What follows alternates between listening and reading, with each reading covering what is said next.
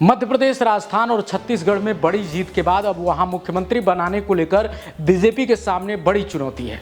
मध्य प्रदेश और राजस्थान में अभी भी चेहरा तय करना मुश्किल भरा काम है। हालांकि छत्तीसगढ़ में कुछ तस्वीर साफ दिख रही है। इसके अलावा छत्तीसगढ़ में यूपी की तर्ज पर एक सीएम और 2 डिप्टी सीएम का फॉर्मूला भी बीजेपी अपना सकती है। तो कौन बनेगा वहां सीएम और कौन हो सकता है डिप्टी सीएम, चलिए इस वीडियो में विस्तार से इस पर चर्चा करते हैं। दरअसल छत्तीसगढ़ चुनाव के दौरान केंद्रीय गृह मंत्री अमित शाह एक जनसभा में कहते हुए नजर आए थे कि एक बड़े आदिवासी नेता के लिए मैंने कुछ बड़ा सोचा है।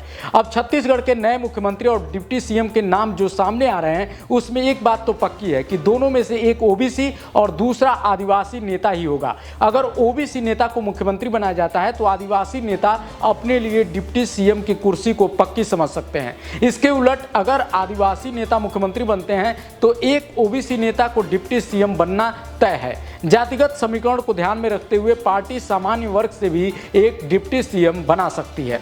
आपको मालूम ही है कि छत्तीसगढ़ को आदिवासी राज्य के रूप में देखा जाता है, क्योंकि यहाँ की 32% आबादी एसटी कैटेगरी में आती है। आदिवासी समुदाय से आने वाले बीजेपी नेता विष्णुदेव साय को मुख्यमंत्री की रेस में सबसे आगे माना जा रहा है। इसकी एक बड़ी वजह गृह मंत्री अमित शाह का बयान भी है। चुनाव के दौरान अमित शाह ने बस इतना कहा था कि इनके बारे में मैंने कुछ बड़ा सोचा है। अब प्रदेश के राजनीतिक जानकार जो हैं, उनका ये कहना है कि अगर विधानसभा चुनाव में कुछ बड़े की बात है तो फिर इसका मतलब मुख्यमंत्री से ही होता है। विष्णुदेव साय अपने इलाके में जो किया है वो कमाल कहा जाता है। उन्होंने क्षेत्र की सभी सीटों को कांग्रेस से छीनकर बीजेपी को सौंप दी। साय खुद कुनकुरी विधानसभा सीट से चुनाव मैदान में थे, जहां उन्होंने कांग्रेस के प्रत्याशी को 25,000 से ज्यादा वोटों से हराया।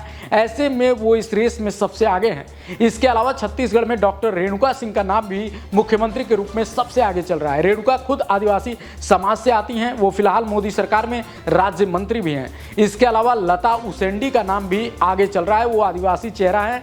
साल 2003 के चुनाव में कोडागांव सीट से पहली बार विधायक बनी थी। 31 साल की उम्र में ही वो छत्तीसगढ़ सरकार में मंत्री बन गई थी।